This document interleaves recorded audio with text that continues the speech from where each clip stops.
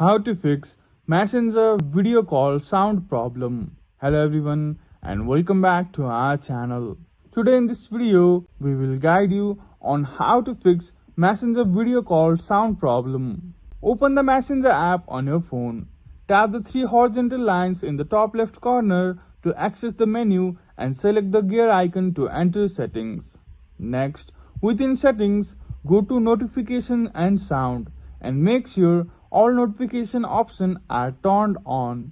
You can also customize your text tone here if you wish.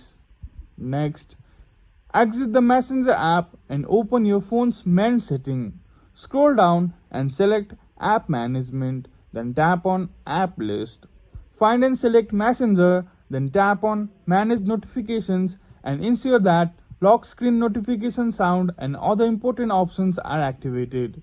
Next, return to Messenger settings and navigate to Storage Uses. Tap on Clear Cache and after that, open the App Store or Google Play Store and search for Messenger and update it if an update is available. Finally, restart your phone. By following these steps, you should be able to fix any sound issues you are having during Messenger video calls. If you found this video helpful, please like and subscribe to our channel. Thank you for watching and we will see you again in the next video.